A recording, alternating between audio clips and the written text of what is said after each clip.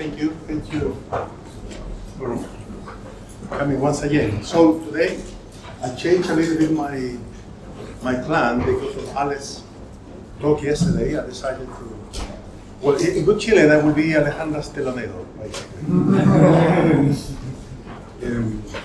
I will do the calculation that she quoted yesterday in great detail.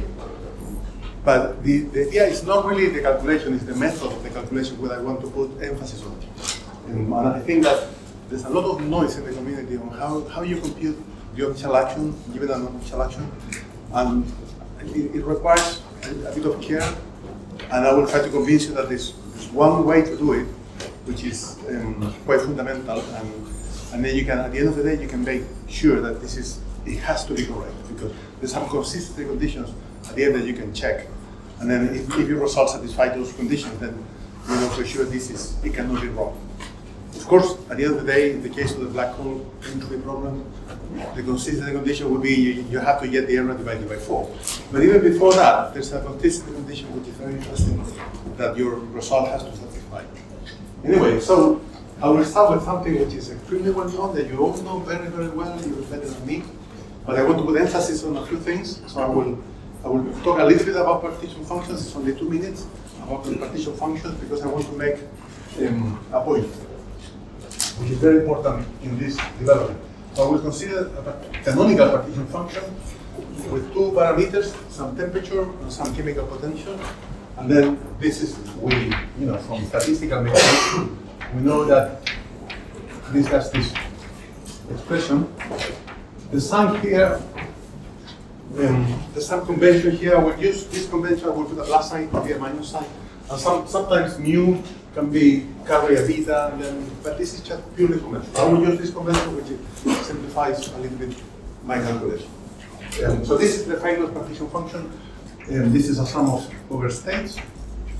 And then what we normally do is that if you know how many states there are for a given energy, which is the entropy, then you can, is the degeneracy really. So if you assume that you know the number of states for a given E and for a given Q, then this, instead of summing over states, you sum over E and Q. And then the usual, the entropy is the logarithm of the number of states, so then you get the famous formula Q.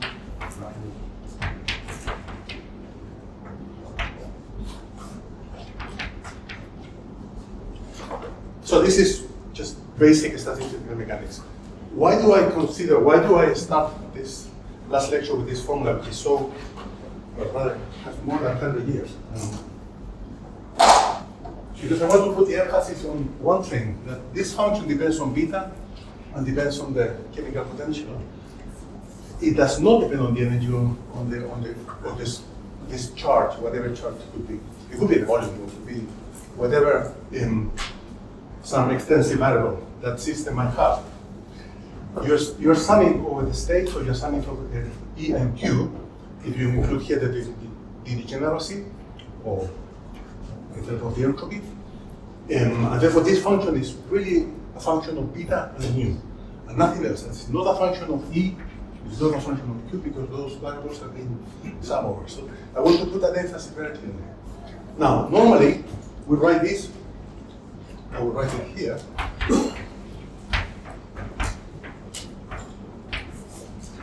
This can be called the effective action of the free energy, different names. And this is just the logarithm of zeta, of course. It's exactly the same thing. Now, once we know the partition function, this is useful. The two manipulations that we do, still talking about basic stuff. One manipulation is to say, I'm summing here over P and summing over Q, but maybe I can make an approximation and get to the result quicker. Maybe this is a very complicated function. I don't know how to do this sum. So I want to make an estimate of the value of this object. And of course you can do, this is called the standard point approximation.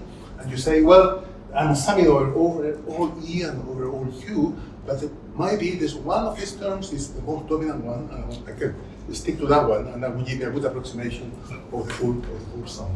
So this is the concept of saddle point, and which is very useful and very important in many calculations. And then you approximate this by some of the entropy, and then I will write only once, but this is very important for me. And here's a function of beta and mu. Sorry, this is beta. This is mu, and it's a function of q. So this is the important point here. This is still a function of beta and mu. Nothing has changed really. The only thing I have said is that I think that when I do this sum, there's one term, so for one value of E and one value of Q, this is the most dominant contribution, and therefore I will take only that one and then forget about the rest. But of course, the value of E and the value of Q, which makes this component, the dominant contribution, of course it will depend on the value. Beta. Of course it will depend on beta mu. If I change beta mu, the value that makes the extreme will change. So this is what I call E or beta mu, and here, and there's Q also, Q or beta mu, are those particular values that extremize the exponent. Okay, so this is still a function of only beta and mu. So that's one calculation that we normally do. The other calculation that we do with this is that we say, if I take the average of the energy, for example, of course this is the beta of the logarithm with a minus sign of the logarithm of the partition function. This is just taking the variation with respect to beta.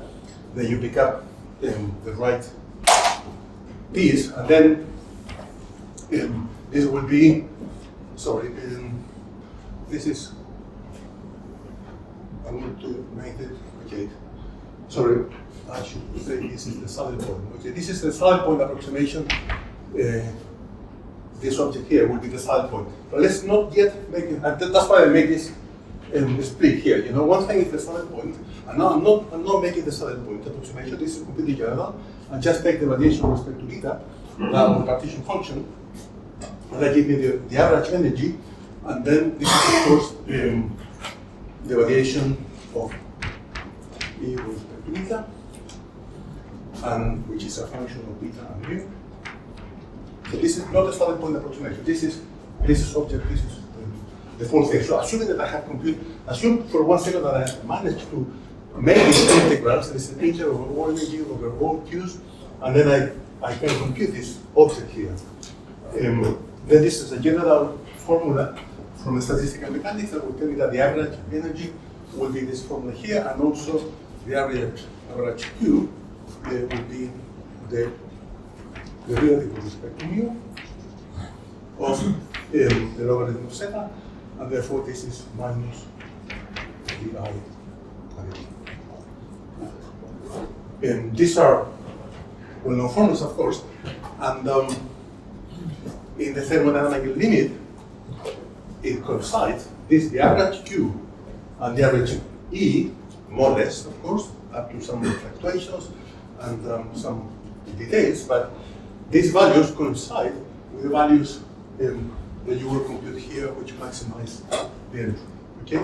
And then the formula which I want to write is that these two expressions here, these two expressions, they can be collected in one equation, which is the variation of beta, as function of beta mu, is basically the energy times the variation of beta minus the charge times the variation. This is the formula.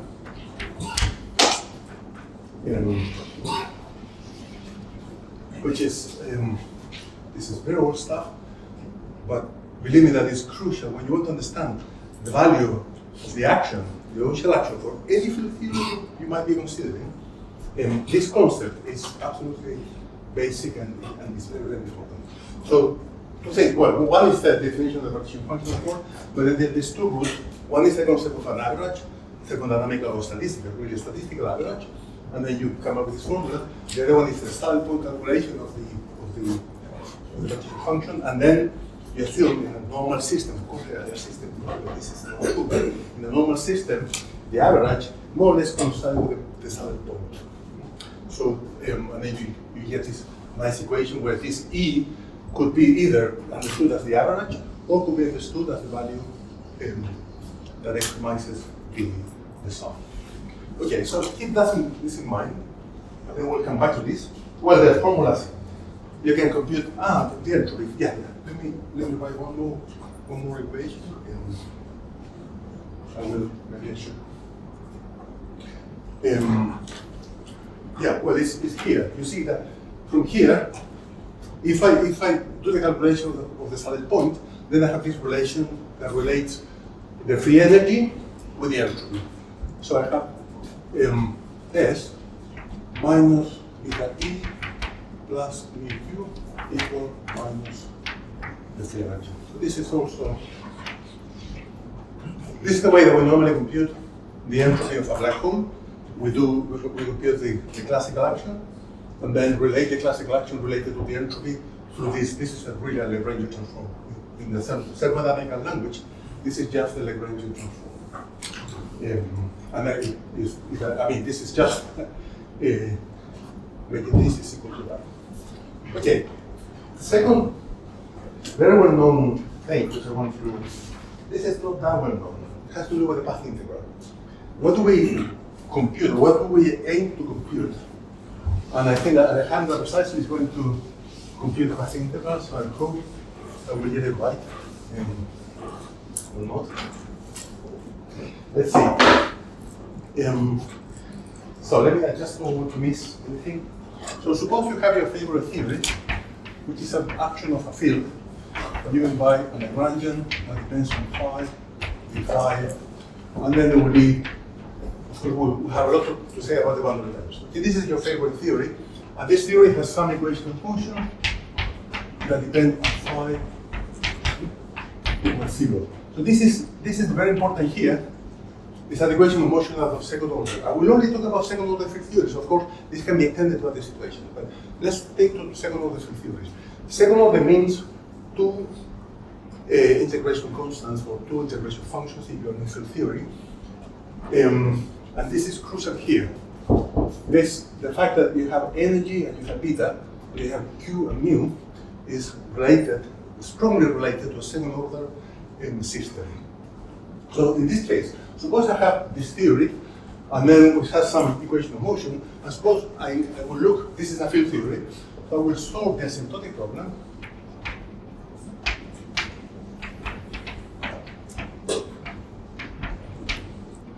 This is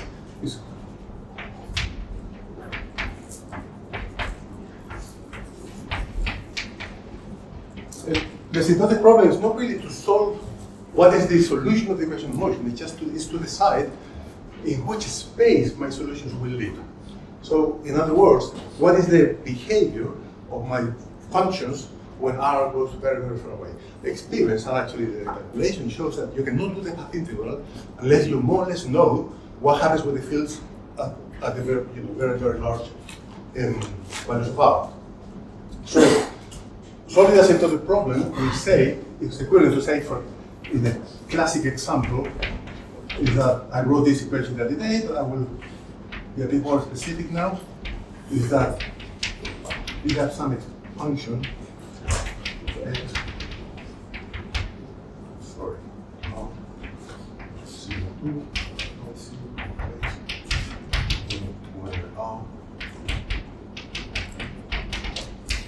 and let me now, because of the examples I will discuss in a moment, let me simplify. This is a very general situation. This is not a more general either. The space of functions is a complicated, really complicated object. For example, there are no logs here. You could have logs in the expansion, and here there are no logs. So this is not completely general, but it's a very, very general situation. But let me go about a more particular case in which sigma 1 and sigma 2 are the difference is an integer.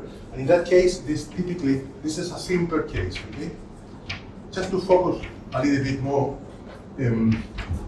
the simplest case in which you have some power here, which normally this sigma could be positive, and that signals a problem at infinity. There will be divergences, and then with some powers of simple 1 over r 1, 1 over r squared for 2. So this is a typical situation in, for example, a massive scalar field with some particular masses will have an expansion like this. Now, why do I mention this? It's because the equation of motion, so this is the space of function. Okay, this is not the solution to the equation of motion, it's just the space of function. As a matter of fact, I will also, I wrote the other day also very quickly, but I will be more specific now. The variation of the field near infinity have to live in the same space of function. So I will write this equation as well.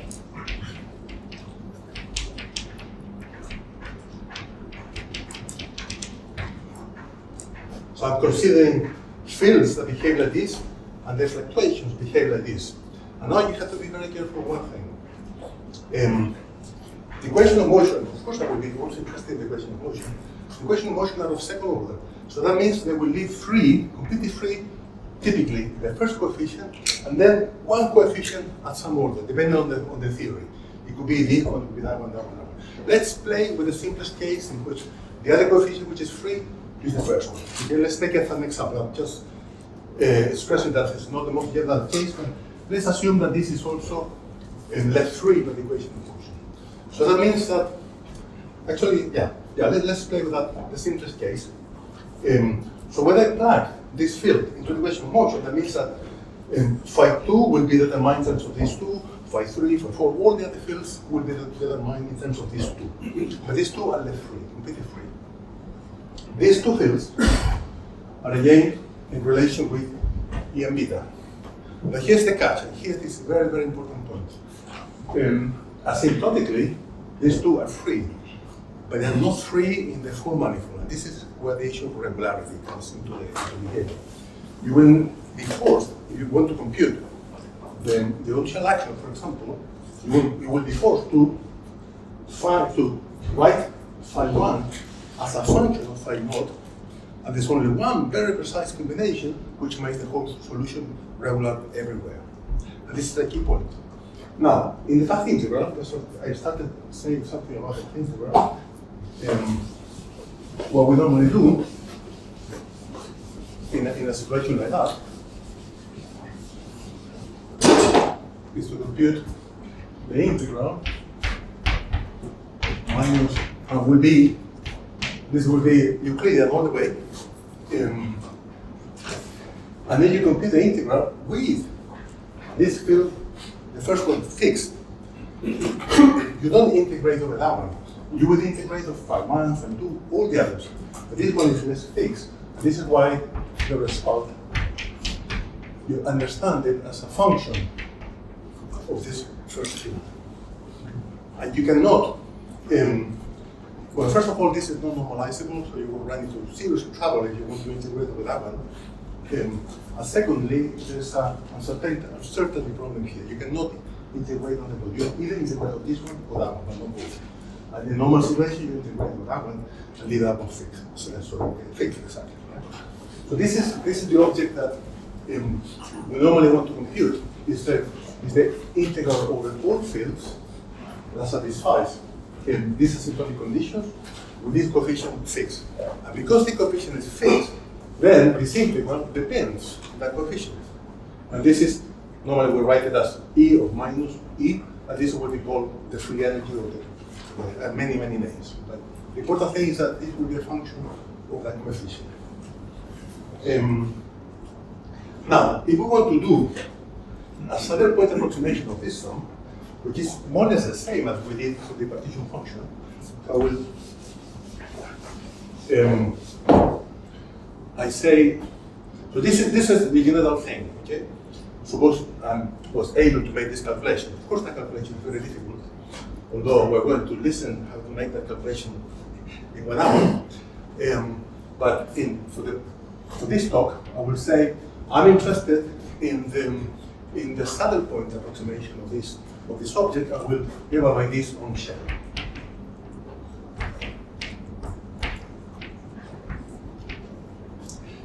Of course, on shell, in principle, you say, well, the equation of motion didn't fix phi 0 and phi 1, because the equation of motion are of second order, and therefore those two are free. So in principle, this should depend on phi 0 and phi 1, but it does not. The reason is regularity. As I said before, there's only one choice. Given this one, there's only one choice of phi 1, which makes the solution regular everywhere. So in other words, I will be working on a manifold like this, and then the asymptotic region is over here, but I need to make sure that the solution is also regular in the interior.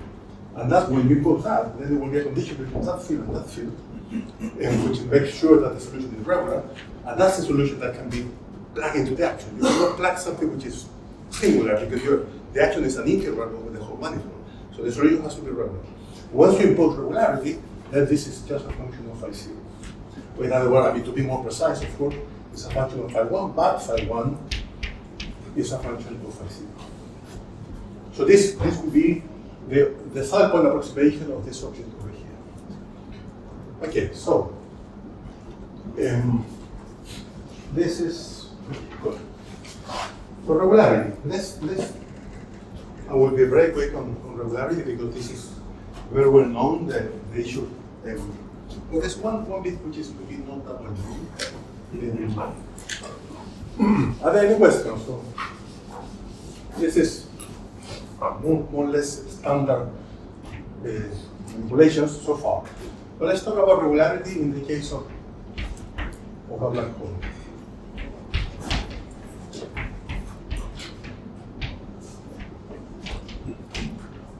And then I will do it immediately with charge, because that's the yes. Yeah. The coordinates are like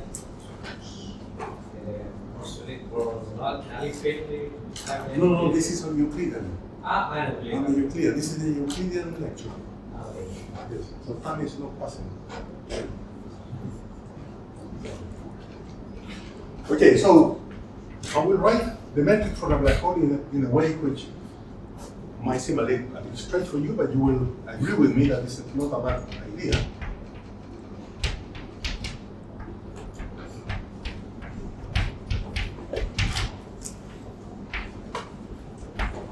So the idea is that the coordinate t will run from 0 to 1, fixed. I just fixed to 1. But I keep this coefficient in the metric, which is the same as controlling, is the period, basically is the period of the coordinate t. Okay, and then this is very useful because beta is a very important concept. So you want to have it explicitly somewhere. You don't want to get loose somewhere in the calculation. So you want beta to be sitting in a place where you will see it. And F for the black hole, everything here will be, for example, 1 minus.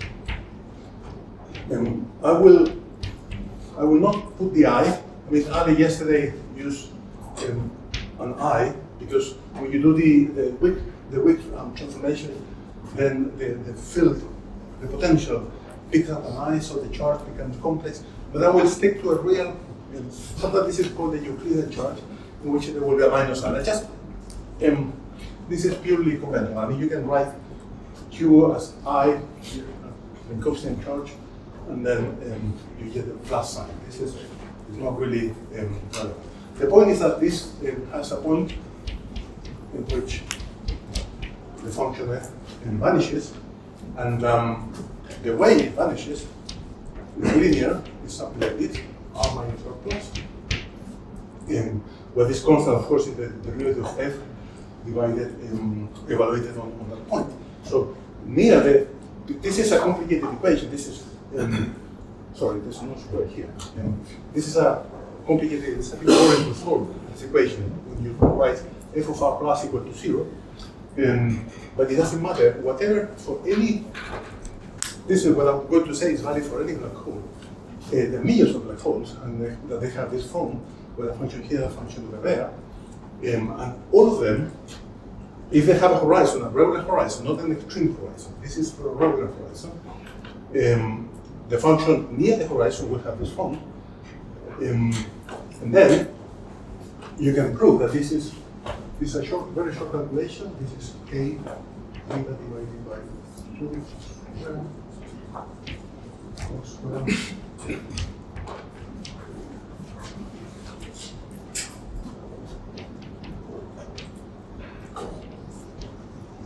Where I have made a coordinate transformation, R equal R plus, and let me check. I think it's this. I did it yesterday, so I must remember. Yeah. So this is just a coordinate transformation, and then there's this very famous idea that Gibbons and Hawking discovered is that this metric here has exactly the form of R2 in polar coordinates, and then you're forced to impose a condition on beta in order for the metric to be regular, to avoid a conical singularity. So then you have to impose A beta divided by 2 equal to 5. Or in other words, beta, and then I will write beta in terms of A directly is basically 4 pi divided by A prime divided by plus. So this is the condition that comes from regularity near the horizon, which is you need to read this exactly in the same way as regularity in this field theory problem. It's exactly the same concept. You want this field to be regular in the interior, and they give you a condition between this one and that one. This condition is a condition in the interior. It has nothing to do with asymptotics. It's a condition that inside there's a horizon, therefore the function f will vanish somewhere, and then I impose regularity and I pick up this condition. There's a relationship between beta is the constant sitting there, and the derivative of the function f evaluated at the horizon. So if you do the calculation for Churchill, f prime f, so f is 1 minus r plus divided by r, and therefore f prime is basically r plus divided by r plus square, and that gives you the famous beta equal a to n. Now, this is the famous Hawking temperature. Now, I'm going to give a different interpretation for this equation. I'm going to write m as a function of beta. M, I will write it like beta divided by a pi. Why do I do this? And I think this is fundamental. It's not just, I'm just dividing by the a pi. No more fundamental like that. But it's fundamental because beta is a chemical potential and is entering at the leading order in the metric. It's the leading, it's a parameter entering the leading order. Just like this one. This one is the leading term. So you have computed the partial function as a function of the leading term. And this one is expressed in terms of the leading. This is subleading, okay? So the subleading ones have to be expressed in terms of the leading ones through regularity. So this is exactly what we have done here. Beta enters in the leading contribution because f starts with 1. There's a 1 here, so beta really is starting at order 1. And m, on the other hand, which enters here, m is subleading because it enters in 1 over r term. Okay? So the right way to interpret this condition between beta and m is to write m as a function of beta, not beta as a function of m. And this is exactly what you would do in the partition function that we did before. You try to find that value of m projectionizes, or is the biggest term, so that's the one you keep. You write the energy as a function of beta. So this is the expression here. Now, if we are in the charge case, then there's another condition. The condition is a bit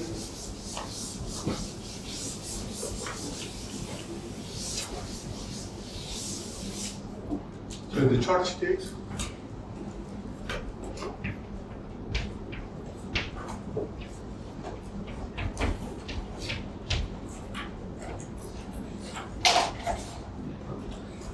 so F is a bit more complicated. I will keep a minus sign here. So the condition is, as I wrote before, I will keep it here just to put them together. So So this condition is a bit complicated, but I will tell you how to deal with it. So the point plus is defined by this equation. Maybe I should write it like this: 1 minus 1 plus minus 2 square plus square. Okay? So that gives me R plus as a function of m and q. Now this is an annoying. It's not easy to work that way. It will be easier. I won't do it yet, but it's easy to write m as a function of R plus. Is to use it the other way around. But it's not important yet. The point is that there's a condition that relates beta with m and q. There's an equation. This is a regularity condition.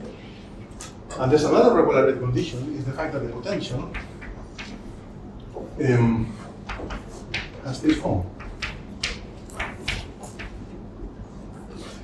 When you find the equation of motion for the Rising-Northrup problem, which is a metric with a spherical symmetry plus a gauge field with a spherical symmetry, what you find is that normally you write the Coulomb field just as a constant divided by r.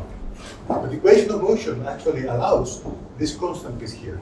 Okay, this is consistent with the equation of motion, and it's trivial to realize that if I add a constant to potential, that can be is consistent with the equation of motion, and it's crucial that the place of this constant is crucial. And actually, there was a question about that in Aristotle. She also said it, that this constant is necessary because the field, the gauge field A, is the scalar times. So this is a one form gauge field. This differential form dt is singular at the horizon. For the same reason, in a way, you see that there's an fr which is vanishing at the horizon. It's more tricky than that. It's not exactly that, but there's a dt here. You need to deal with this. In fact, this regularity here comes from the fact that this plus that one, the sum of both become regular. In this case, it's more strict. You need phi of r to go to 0 at the horizon in order to kill the singularity that this one form has. This is the angle of a polar system, and the angle of a polar system we know that is singular at the apex of the coordinate system, and this coordinate is singular at the horizon. So you must make sure that the potential goes to 0 at the horizon. And this is exactly what I wrote yesterday. So I will write here. Basically, let me put it in a different way. I will say that the constant phi 0 has to be minus phi y divided by 1 plus. So there are two regularity conditions, which the geometry, this comes from the geometry. And then these two regularity conditions will allow me to write the mass as a function of beta. By the way, before I say that, of course, maybe you already noticed it, this is the leading term in the potential. This is the potential, this is the electromagnetic potential, the electric potential. This is the leading term, and this is the sub-leading term. So in the same sense that beta enters in the leading term and the mass enters as a sub-leading term, and then you're instructed to write the sub-leading terms as function of the leading terms. Okay, this is what you do in order to compute the different partition function. So this is the leading term, and this is exactly what we will see is the chemical potential for this problem, and this is the charge. We know that what this is. Of course, you knew that the charge goes like 1 over r. So this is the charge, and this is the chemical potential associated with the charge. And this chemical potential enters as the leading term, and the charge is the sub-leading. Exactly as beta and m, the m is sub-leading and beta is leading. So this is exactly mu, the chemical potential in the partition function. But the point is that these two equations allow me to write m as a function of beta and phi 0, and the charge q as a function of beta and phi 0, which are the chemical potentials of this problem. Okay? This is and these relations are one-to-one with regularity. It's just pure regularity conditions. One equation is this one, is the Hawking temperature, the condition that no conical singularity. And this condition comes from the fact that the gauge the potential is multiplied by a one form, which is singular, at the center of the coordinate system. So you need to make sure that this function is goes to 0. Actually, just to it's not enough to say, well, okay, when you write this in the raw coordinate, the ball here is quadratic. It's whole square dt, which is the right way. This has a 1 over rho singularity. Sorry, this is a 1 over rho. Yeah, but there's an issue of indivisibility. Yes. Anyway, so this generates rho squared times dt, which is the correct behavior in order to have a regular system. Okay, so now we're ready to do the calculations. Any questions? No. I want to call it an algorithm.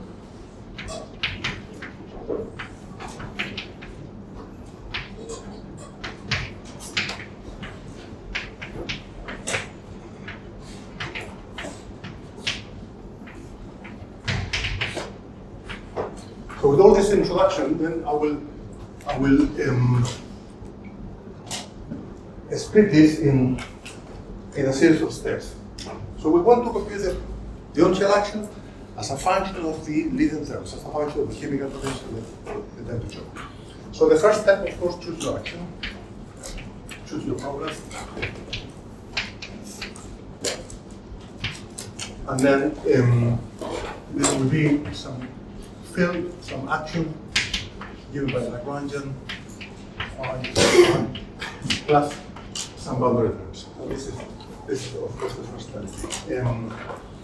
Now here comes the point. Focus on the variation.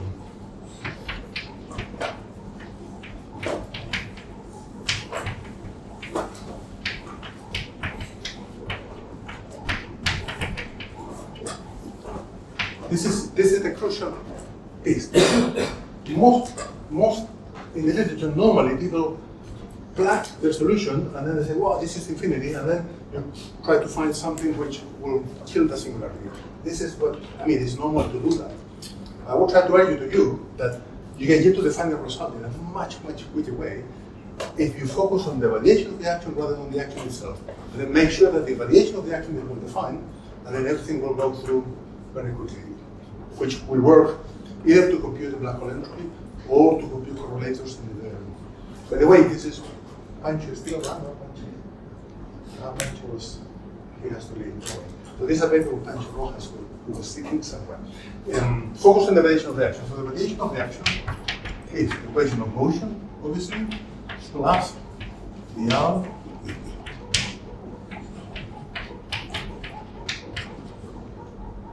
I've written very quickly now, I won't go through the details, but there is an integral here. Let's play in 4 dimensions. So I'm assuming that I have a Lagrangian that depends on up to first derivative. So this is the boundary. Then this is an integral at r equal infinity, which of course we understand as a very large R in a regular way, and then we have to take up to infinity at the end. So here there will be divergent pieces, and then there will be finite pieces. We need to deal with them separately. Now, I already told you, but I just want to be systematic with this. So next step is solve the asymptotic problem.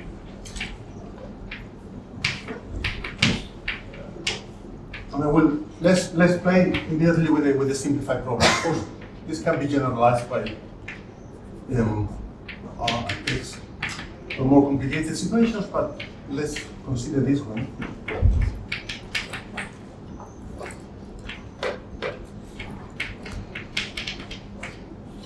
Now, this is, as I said, this is not the solution to the equation of motion. This is the space where the functions live. Okay.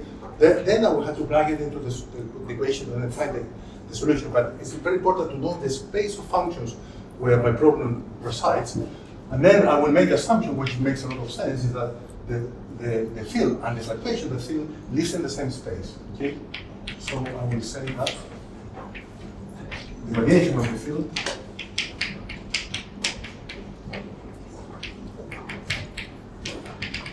have the same expansion.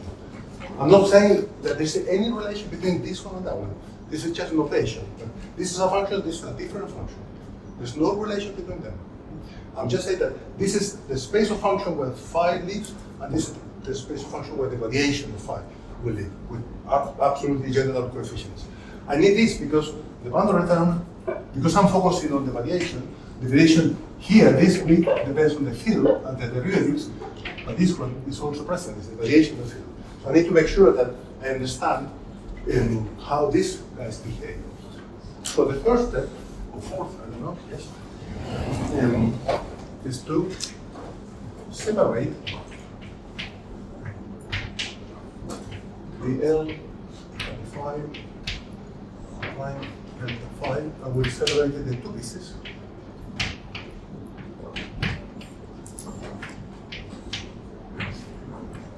Are dependent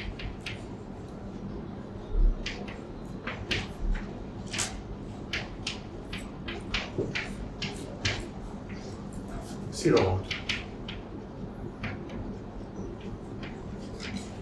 So this is obviously if I know how phi behaves, and I know my Lagrangian, I know how phi behaves, and also I know how the fluctuations behave. These are an expansion in terms of some. This is a solution to the initial equation, or whatever sigma might be 0. In the example that we will play, sigma is actually equal to 0. But I can plug this expansion into here, and I will pick up things, terms which it depends on R, and terms that don't depend on R. These ones are the final ones. This is where the fun is. This is where the important things are. And this one is where the divergences are. But I show you in the last lecture that this piece is a total variation. It's very easy to see that this piece is already a total variation. It's exactly the variation of something. So I can always just get rid of it by choosing B in a clever way. I can always choose B in order to get rid of this terms over here. I won't repeat the argument because I show you the proof last lecture, so I can just erase that one because I know that it has always to be such that I can include it here with the right sign, of course, and get rid of all these diverging terms. Of course, this is the full R dependent. The pieces which go to 0 and are going to infinity. Those ones they won't be important. The important ones are the ones that blow up, and the ones which are finite. Okay, so this is how you deal in this when you compute this problem of not trying to regularize the action, but regularize the variation of the action. This is how you deal with the divergences. You don't look at them. You just put it on. They won't play any role at all. So the last step, once you know that, now add finite B, if necessary, because maybe not, such that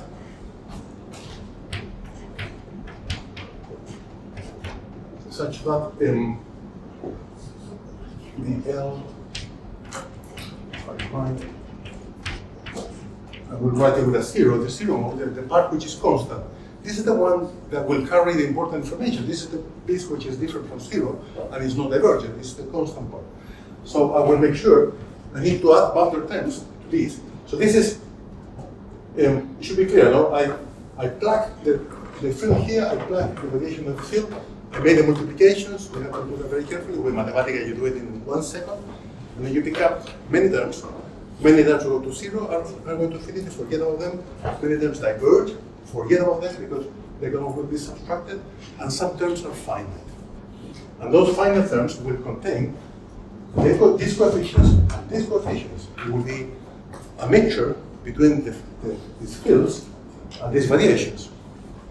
So now the important point is that you need to make sure that this part is something that I will call O times the variation of phi 0. If you cannot do that, then this system is not well defined. Okay, so this is the way this O can depend phi 0 or something, where O is something, which I don't know what it is. I need to compute it for the given system. And then this is something times the variation of phi 0. So that I make sure that when phi 0 is fixed, the action has an extreme, which is what we discussed yesterday. The last step, then we use regularity.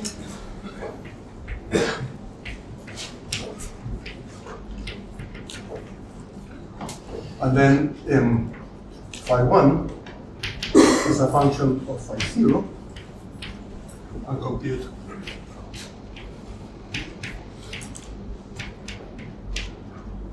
I will adjust the right space for the last step. So now the variation, well, this is, let me call it, this is the variation of the action on shell.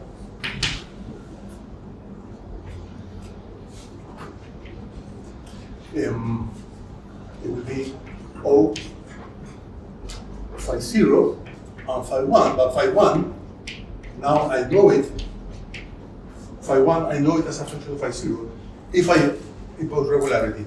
If phi 1 is not an arbitrary field, this one cannot be an arbitrary thing.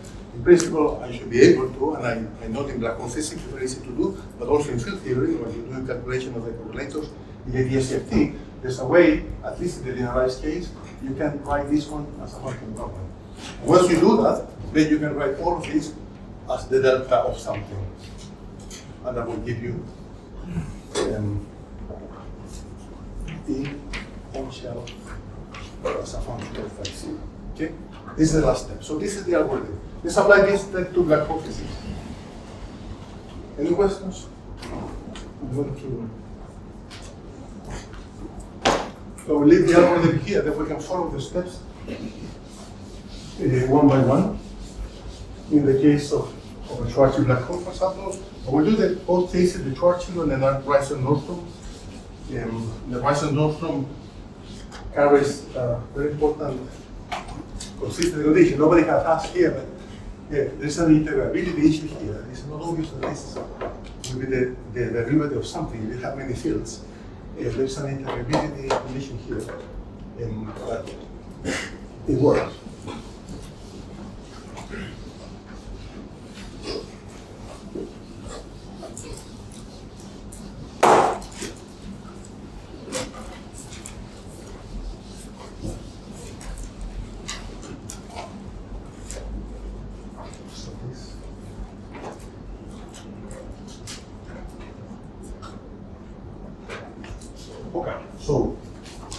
Okay, so we want to compute the entropy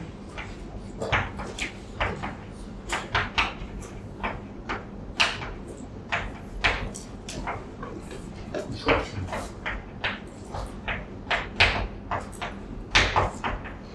Of course, this was done by Gibbons and Hawking a long time ago, 1975 or 6. The difference is that they focus on the action, and then you have to subtract something which is cleverly tuned, a clever calculation, and then you get the right result.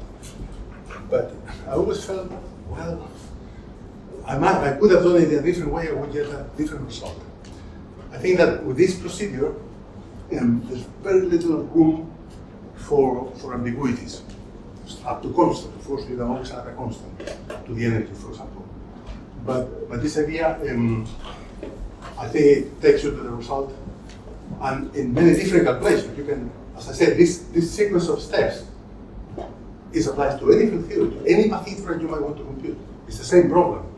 It's the idea that you have a leading term, normally, which is your initial condition, and then you compute the particular functional integral as a function of that constant, and then some probability conditions. Okay, anyway, let's go. So the action in this case is just the square root of g times r plus some other terms, which I will not need to specify much. And I will do a little bit of cheating here because otherwise it will be too long. So what I will do is to work with in a mini superspace model, which when you have a single symmetry, it always works. I will do the same in the Rising motion case. So what I will do is that you can assume that the metric has this form, some functions. I will do this one. Let me use.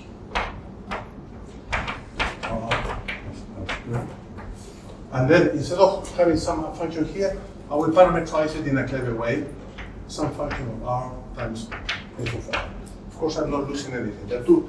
With the spherical symmetry, I have two functions, two arbitrary functions. This one is one function, the other one is that function. When you plug this into this action, what you get, it's very simple. It's 2r n.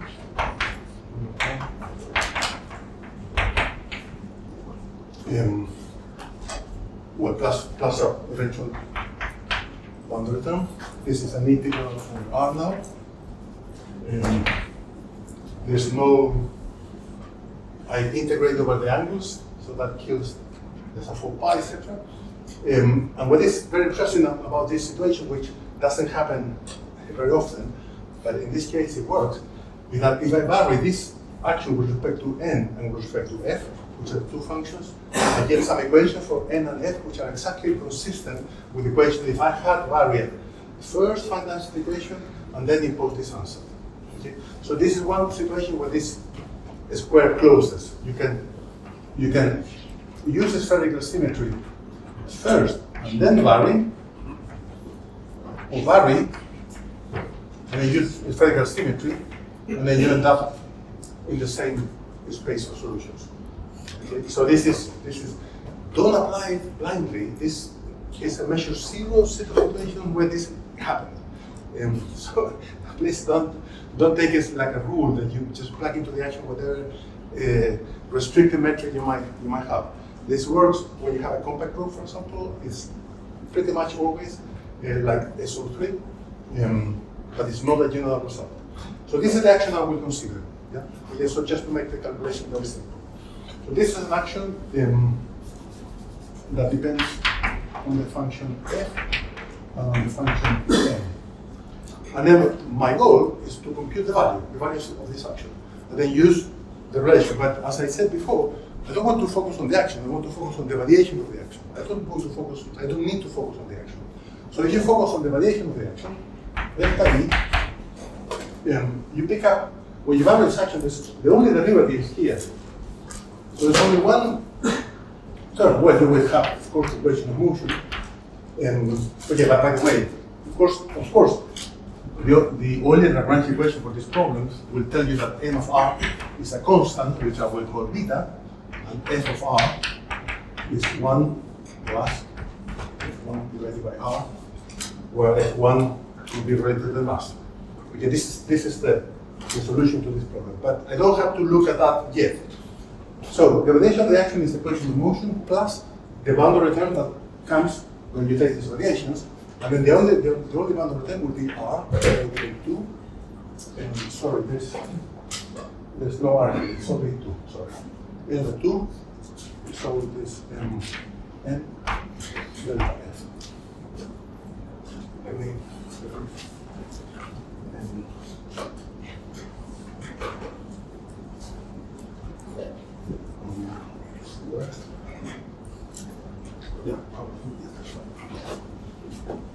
plus a possible boundary variation for whatever boundary term I might have there.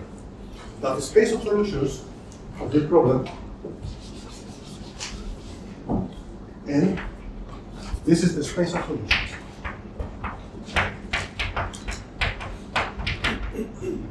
So f, we start with 1 plus the 1 divided by r, the 2 divided by r squared, and n. We will write it like this, one constant.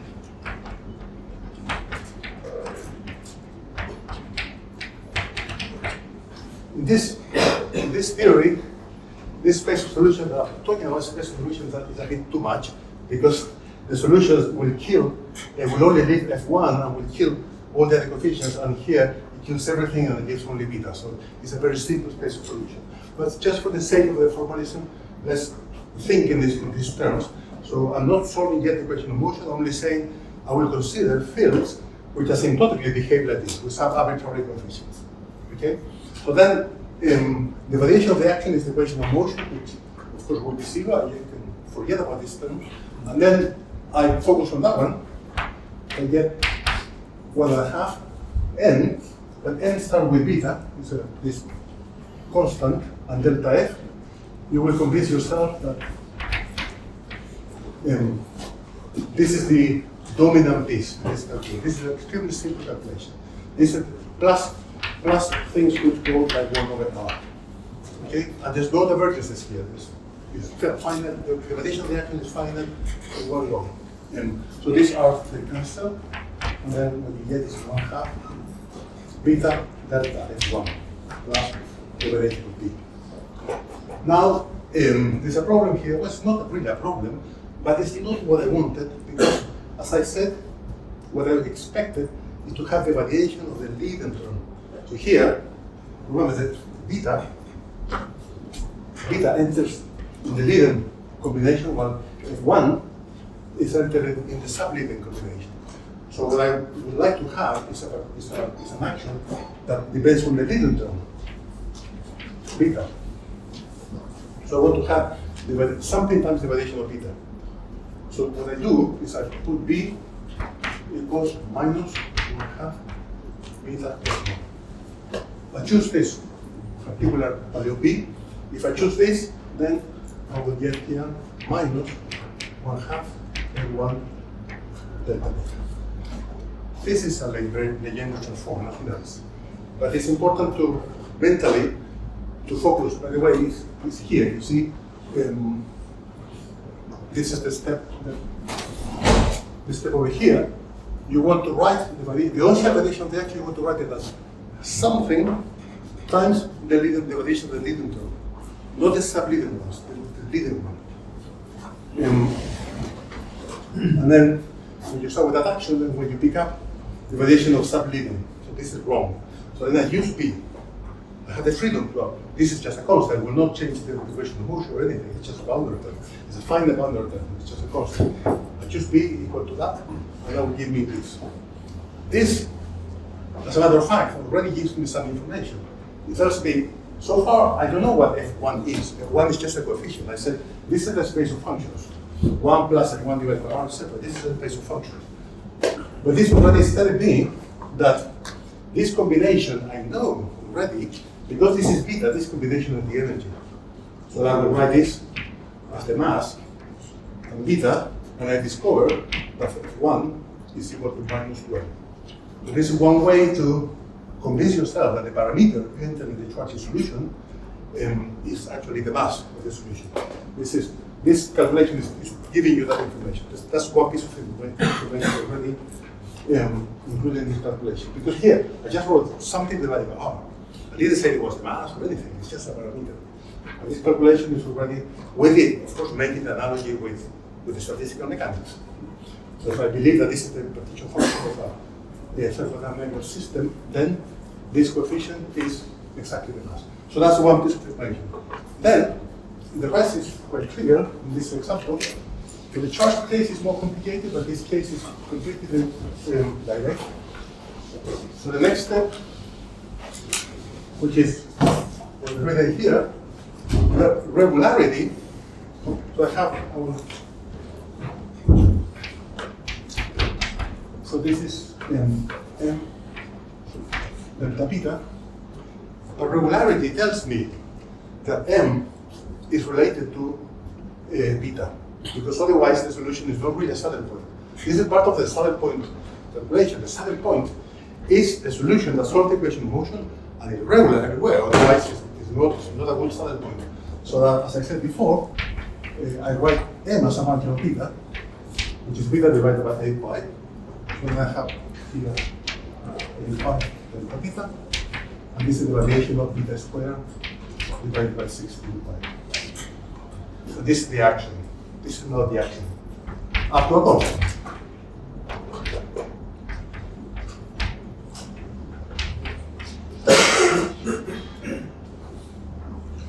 This is not the actual value of the action, the on-shell action. You see that the way it goes, well, the variation, using regularities, it's many steps, but they're very simple. All these steps are extremely simple in this case. And now we have a formula for the entropy is minus reaction plus beta m. And then you will find, if you do the calculation, actually you find exactly the same. And then this is 4 pi. And it's the area divided by 4. So let's do now this same calculation in the Rice and Nordstrom case, which is richer and it has some consistent declaration which I find very interesting. Any questions? Any?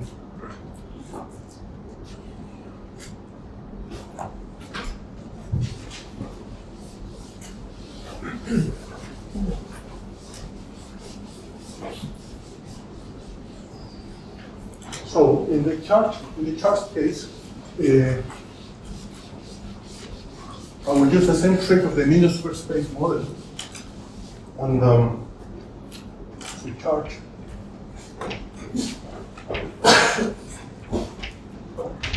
The mathematics is more complicated, but the procedure is exactly the same. So I will start with the action, which is 1 over 16 pi. It's equal to G. I didn't put a minus sign. There's a minus sign. I didn't put it. Now I remember because there are two terms, but in the other case I didn't remember. There's a minus sign here in order to get the right sign. And then I'll assume again exactly the same combination.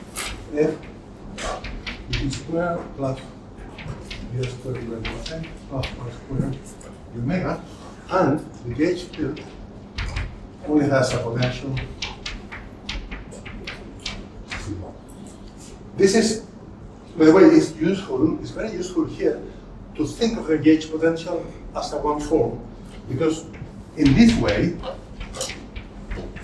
you realize that there's a regularity issue that you need to take care of.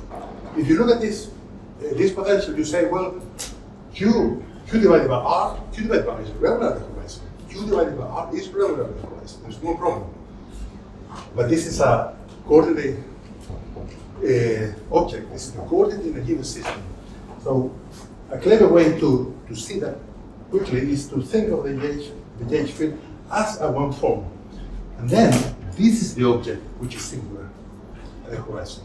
Just for the same reason that if you have a polar system with an angle theta and some radius r, then d theta is singular there. That's why you never see d theta alone. You always see d theta multiplied by r. You don't see it alone. And in fact, if it is only theta, you will need to multiply by r squared to make it really regular. And this is the case here. When you write it in the proper coordinate, it's an r squared. Okay, so this is the field, and then if you compute the action for this mini superspace model, you will get the same as before, n divided by 2 minus 1 plus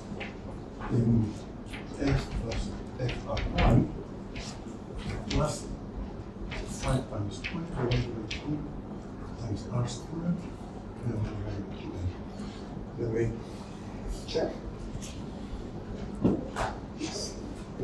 So this is the action understood now as a function of n and f, plus, of course, some boundary term. This is integral over r. Okay, so in this case, again, we focus on the variation. We don't focus on the action. As I said, you can say, well, I want to make this finite. Okay, fine, do it, but you will run into a lot of difficulties. So believe me that it's much quicker to focus on the variation. The variation tells me this gives the equation of motion plus two boundary terms. One already is exactly the same as before. n divided by 2 times then of f. There's an r and r. And there's another boundary term coming from the charge. So we have 1 delta phi. So this is r equal to infinity, some large number down. And the equation of motion will be 0, so I can forget about that. and that's the variation of other term, which I might need. And then we want to make sense of this expression. We don't want to make sense of the action itself, but to make sense of this expression. So there's some calculation here. By the way, the spatial function is the same as before. The spatial function, then I write the same expression for n for f, and then I have to add the potential. And for the potential, maybe I will keep it here. So the spatial function for the potential is some coefficient of phi 0, phi 1, phi 2, r squared, etc. So this is the space of functions. And then my duty is to plug here the value of n, the value of the variation of the fluctuation of f, and here you pick up the phi prime times the fluctuations, and then you do this calculation.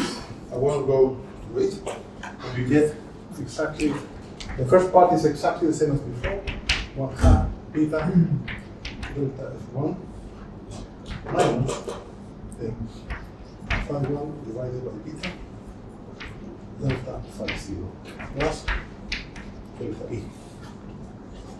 So here, this is a straightforward calculation, just one line. Here we face exactly the same problem as before. It's not a surprise because the action is obviously we focus, we get exactly the same contribution from the geometry, from the metric, but we choose B in a clever way. I just want to say that this side, in the charge part, we get the right result because in this case, the leading term is this one, and this is the subleading, where the charge is. So this is exactly something depending on the subleading times the variation of the leading, which is what I did. So this is perfect. I don't need to do anything up to some redefinition part. This one is the wrong way. Inside out, or whatever you want to call this. So I will choose B in a clever way, and then just as we did before, we don't need to justify more. Minus a half. So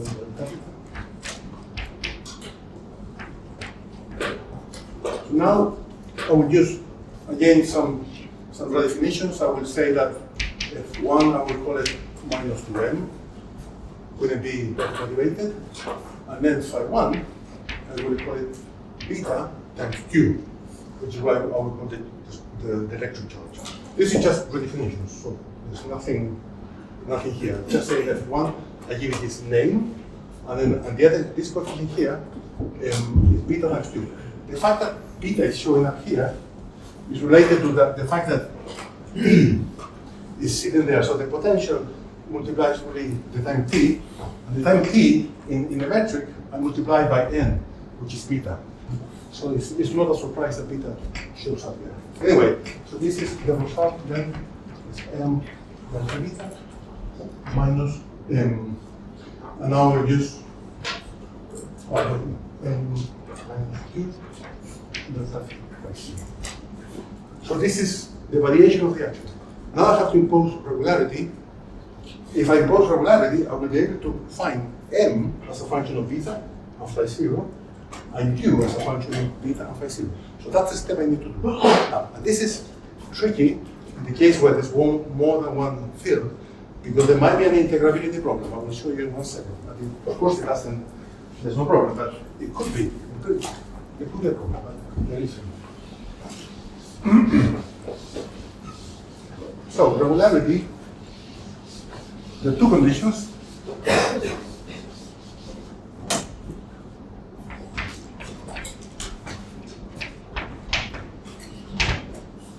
One condition is the Hawking, or the Gibbons-Hawking condition, as you call it. The beta has to relate to the derivative of the metric with this formula, where now f 1 minus 2n divided by r plus q squared minus, there's a minus right here. This is in Alejandro's talk, the way we are last is just an I sitting in that case, with a minus here.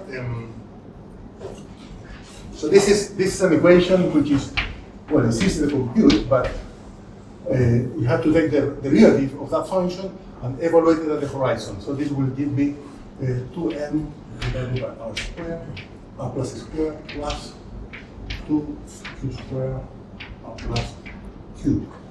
This has to be equal to beta. So that's one equation. It's not that simple. It's actually quite complicated. And M relates to the horizon by this equation.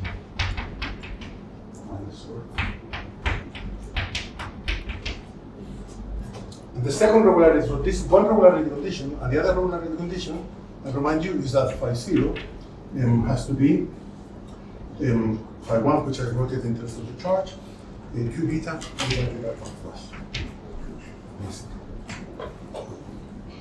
This is regularity of the metric, and this is regularity of the gauge field. So, these two equations allow me to write M as a function of beta and phi 0, and Q as a function of beta and phi 0. And in fact, it can be done, but with a trick, which makes it very useful. I'm going to do this here. The trick is that you can, this is a well-known trick in black hole physics, is that you can express, instead of using the band as the variable controlling the energy, you can use R plus through this equation. So M, I can use this equation to write M as a function of R plus. This is divided by 2, 1, minus 2 divided by 2. So M, the mass M and the location of the radius are not independent. If I change the mass, then the horizon radius changes. So I can use, instead of using M here, I can use the horizon.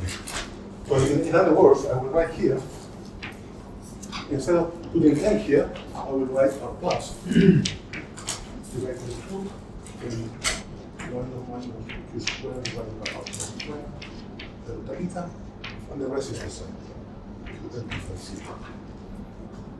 The good thing about this way of writing it is that these two equations involve R plus in an easy way, and the system can be solved.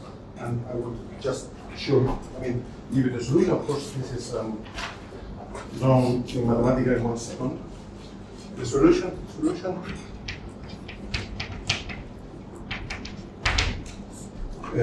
R plus as a function of beta of phi 0 is equal to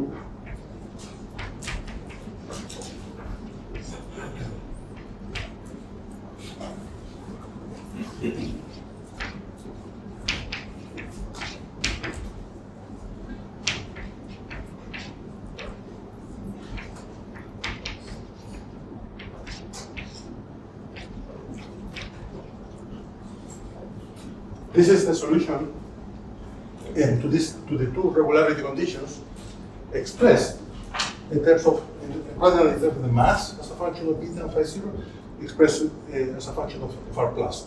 But the mass and R plus are related by this simple equation. So you do that, and then this is the end of the story. And what you get, and this is the scary moment that you can say, whoops, this might all be completely wrong, because when you replace in delta I, so then I have here a plus, there's a Q here and R plus, and I have to replace R plus and Q as a function of the leading terms, the leading coefficient, beta and phi 0. Using those two formulas. So you do that replacement, and what you get is the following. It's beta to the 4 minus phi 0 to the 4 divided by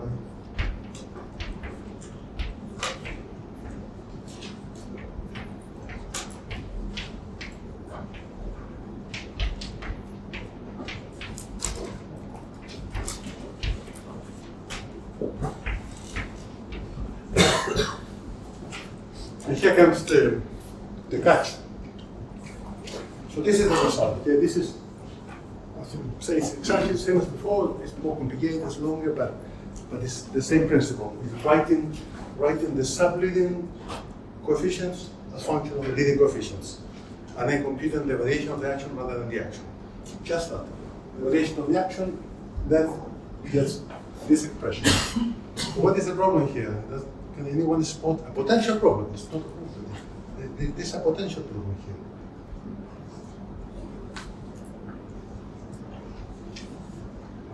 Not obvious? Global constant. Global constant. Sorry. Global constant. The global what? Constant. A constant. Well, there's always a constant. There's always a constant. No, it's worse than that. It's much worse than that. Potential is not a problem. Integrability. This is not obviously, for this to make sense, this coefficient has to be the variation of something with respect to beta, and that coefficient has to be the variation of something with respect to phi naught. In other words, the cross derivative has to vanish. If I call this, let's call it a beta,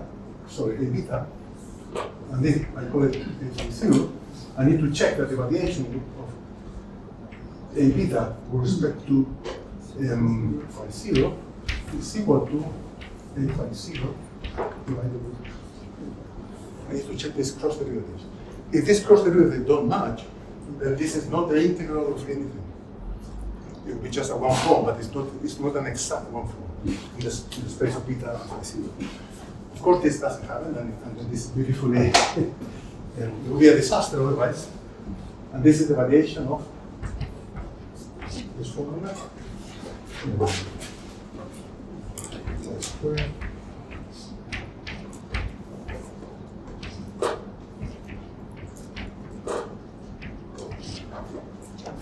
So this is finally the action then. The action written as a function of the leading coefficients of the leading fields is beta square